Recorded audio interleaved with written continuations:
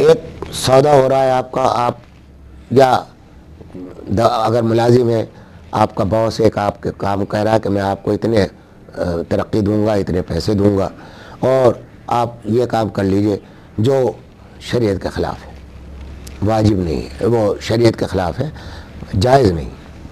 تو اب آپ کا امتحان ہے. یہ وہ جگہ ہے جہاں آپ کو یہ فیصلہ کرنا ہے کہ میں کس طرف جاؤں، یعنی وہ دنیاوی منافع حاصل کر لوں، یا یہ کہ اللہ تعالیٰ کو راضی کرنے کے لیے میں اس لالچ کو چھوڑ دوں اور اس آفر کو ختم کر دوں. یہ وہ موقع ہے جہاں اللہ تعالیٰ امتحان لیتے ہیں. اب اگر آپ نے دوسری راستہ اختیار کر لیا تو اب اللہ نے آپ کو چھوڑ دیا، آپ کے پاس آپ کو اپنے اس عمل پر چھوڑ دیا کہ تم نے ٹھیک ہے، جب وقت آیا تھا یہ جانچنے کا کہ تم مومن ہو یا نہیں، تو تم نے اپنے عمل کو تو سے یہ ثابت کیا کہ ہمارا ایمان ابھی پکا نہیں. نمبر 1.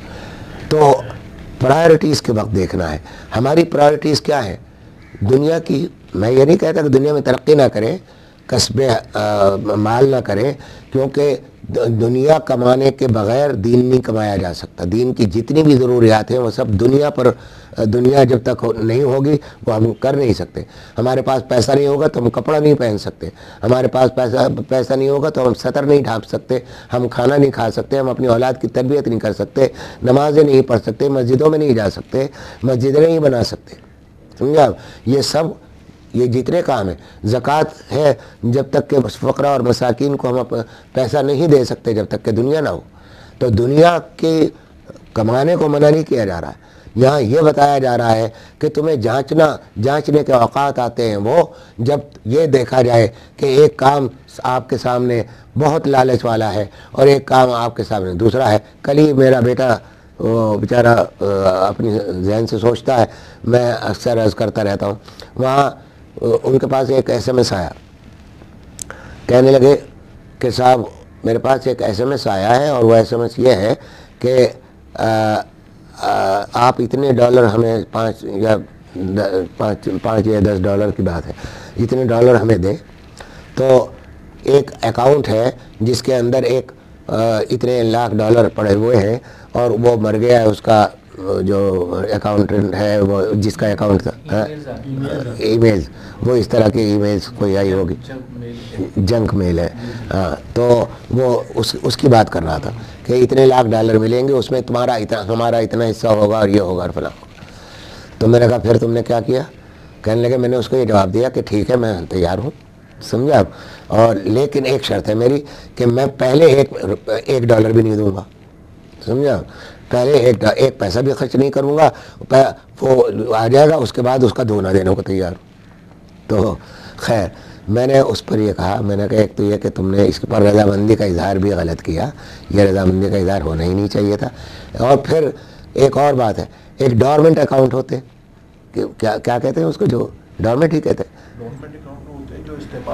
نہ ہو رہے ہو 5-10 سال سے بند کر دے. تو اس پر وہ کہنے لگا کہ ڈورمنٹ اکاؤنٹ ہوتے ہیں، اس میں بھی یہ بھائی بینک والے، بینک مینیجر کا جو اسٹاف ہے وہ کسی کو ملا کے جعلی اکاؤنٹ کھلوا دیتے ہیں اور وہ کھا جاتے ہیں اس کو. تو اس کا وہ ذکر کرنے لگا.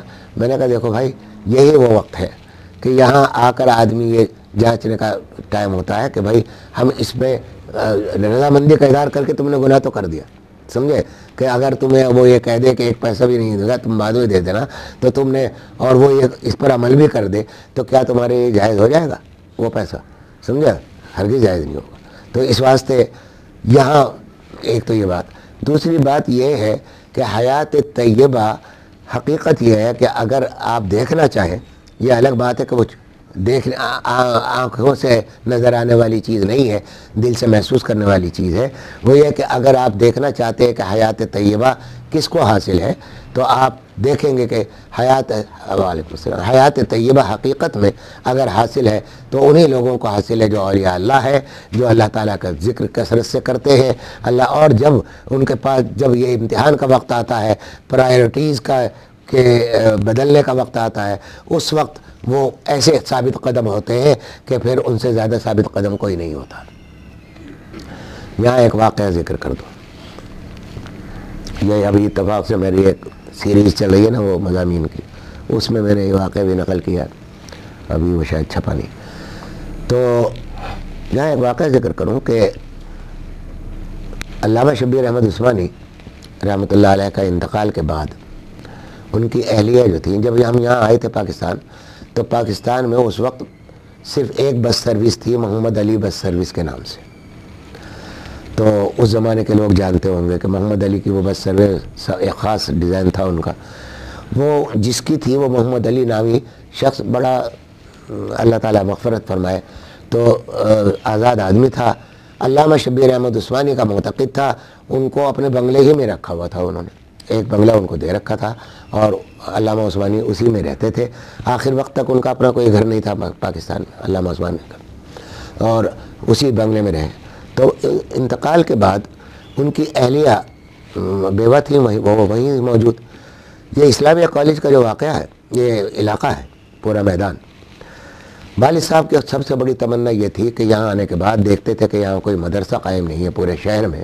تو ایک کھڈے میں ایک مدرسہ پرانا ہوا کرتا تھا، تو ان کا ایک تمنا خواب تھا پورا کہ وہ اس کے لیے، حالانکہ حالت یہ مالی حالت اس وقت یہ تھی، وہ میں نے لکھا بھی ہے کہ مالی حالت اس وقت یہ تھی کہ جب آئے تھے یہاں پاکستان میں، حالانکہ بلائے ہوئے آئے تھے قائد ملت کے لیاقت علی خاں کے، اور انہی کے وہ سفارش پر آئے تھے. علامہ عثمانی نے انتظام کیا تھا، 2 گارڈ دیے تھے، ایک پورا ڈبہ دیا تھا میں ریل کا، یہ سارے اہتمام ہوئے تھے. لیکن جب آئے تو یہاں خالی ہو کر آئے تھے.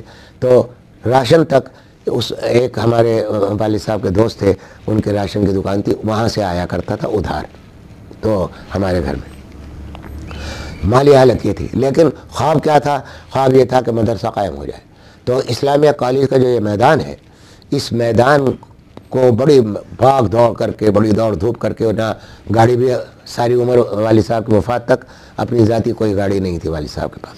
تو وہ رکشے میں جا رہے ہیں، بس، اور بسیں بھی اتنی نہیں ہوتی تو بس میں جاتے تھے، کبھی پیدل جاتے تھے، تو دفتروں کے چکر لگا رہے ہیں.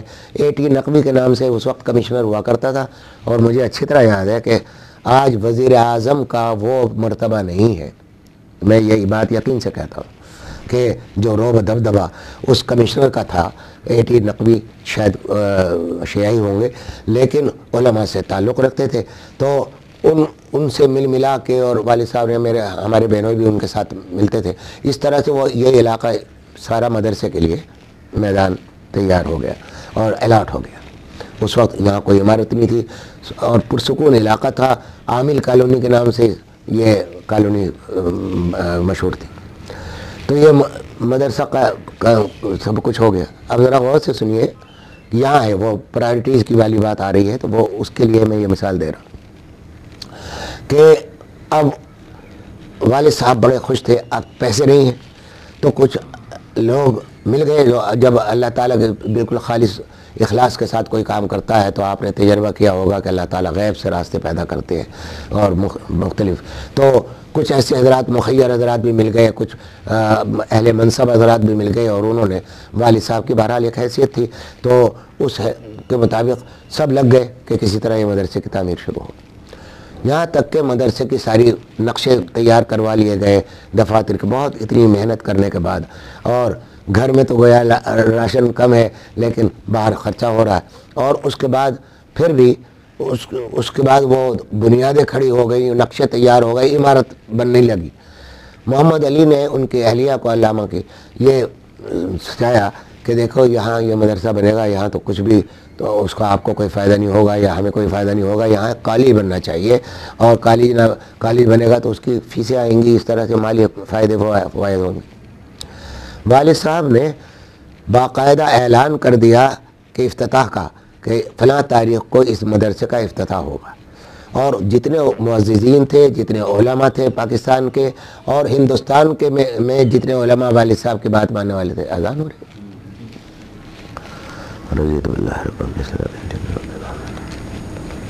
تو جتنے لوگ تھے ان علماء کو دعوت نامے جاری ہو گئے، سب کچھ ہو گیا. اور ہزاروں روپیہ، اس زمانے کے ہزاروں روپے کی بات کر رہا ہوں کہ اس زمانے کے ہزاروں روپیہ خرچ ہو چکا تھا ظاہر تعمیرات پہ اور ان پہ. اب علامہ کی اہلیہ نے کہا کہ یہ مدرسہ نہیں بنے گا. اچھا، ساری فائلیں موجود ہیں الاٹمنٹ موجود ہے، قانونی ذرائع بھی موجود ہے، AT نقوی کمشنر پش پر موجود ہے، سمجھا آپ، وہ سب تیاریاں ہیں۔ تو انہوں نے کہا کہ یہ مدرسہ ہم نہیں بننے دیں گے۔